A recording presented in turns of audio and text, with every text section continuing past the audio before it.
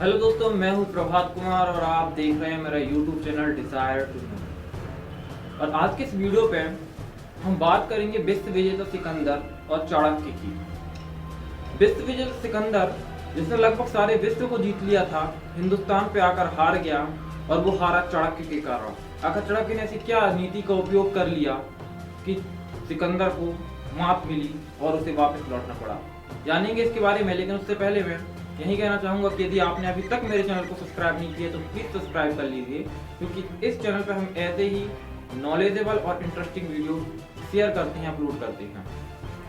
तो बात करते हैं सिकंदर और चाणक्य की। दरअसल सिकंदर वो महान सैनिक था और उसके नाम के आगे भी जोड़ा जाता है सिकंदर महान। उसने संपूर्ण विश्व को जीत लिया था।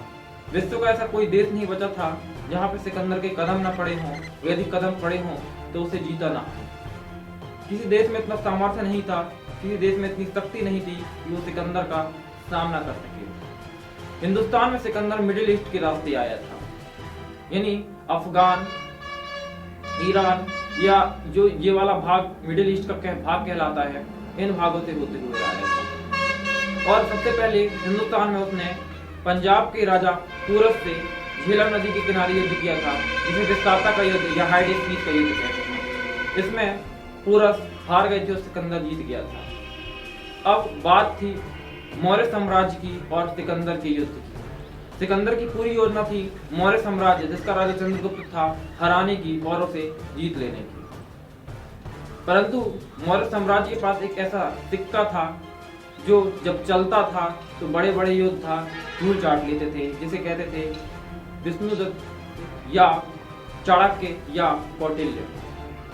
वैसे तो कौटिल्य चंद्रगुप्त के प्रधानमंत्री थे या और पर उसके सबसे बड़े सलाहकार भी थे। चाणक्य जानते थे कि सिकंदर जिस रास्ते से आया है वो पूरा रेगिस्तानी रास्ता है और सिकंदर जहां का है वहां पे रेगिस्तानी माहौल नहीं है। मतलब उसके सैनिक रेगिस्तानी माहौल को सहने के आदी नहीं है, लेकिन उसे उस रास्ते से आना पड़ा था। दूसरी बड़ी चीज, रेगिस्तानी भागों में जड़ी बूटियों की बहुत कमी होती है, गर्मी बहुत ज्यादा होती है और माहौल प्रतिकूल होता है, अनुकूल तो बिल्कुल भी नहीं होता है।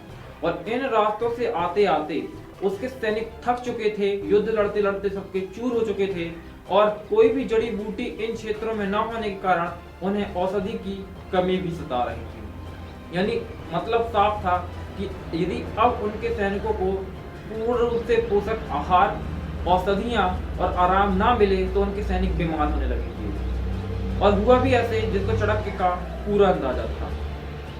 चाणक्य ने इसका फायदा उठाया।